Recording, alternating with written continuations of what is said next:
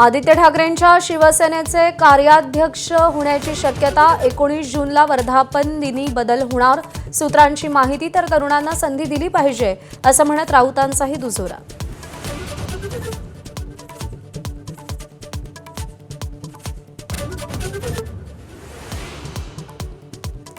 5 राज्यातल्या निवडणुकांनंतर पेट्रोल डिझेलचे दर वाढण्याची शक्यता। युद्धामुळे कच्चं तेल महागल्यानं इंधन दरवाढ अटळ, तर सरकारकडून उत्पादन शुल्क घटवूनही तेल कंपन्यांचं नुकसान।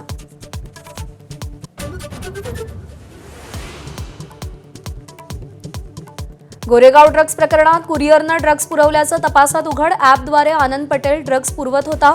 अटकेतील प्रतीक पांडेची माहिती, तर उपचार घेणाऱ्या मुलाचाही जबाब नोंदवला। नाशिकच्या कंपनीतील धर्मांतर प्रकरणाचं मलेशिया कनेक्शन। पीडित महिलेला मलेशियामध्ये पाठवण्याचा कट असल्याचा संशय। मलेशियातील व्यक्तीशी फोनवरून संवाद साधल्याची सूत्रांची माहिती। अमरावतीच्या परतवाडामधील लैंगिक शोषण प्रकारानंतर संतापाची लाट। परतवाडा अचलपूरमध्ये बंद। सर्वपक्षीय हिंदुत्ववादी संघटनांकडून बंदची हाक।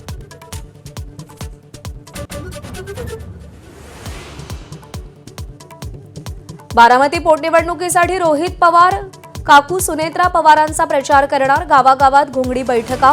राजकीयदृष्ट्या दोन्ही राष्ट्रवादी विभक्त, तरी कुटुंब म्हणून पवार एकत्र असल्याचं अधोरेखित।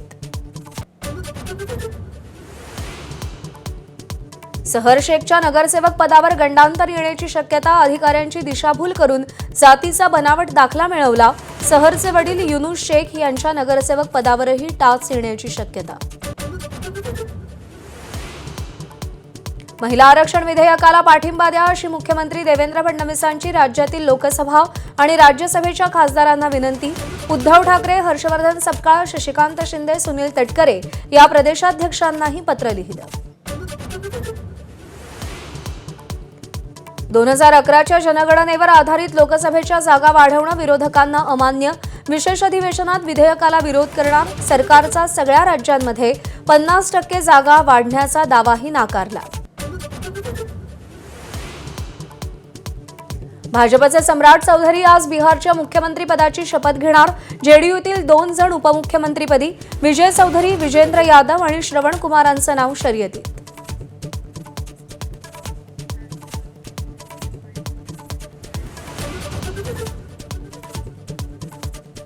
हेडलाइन्स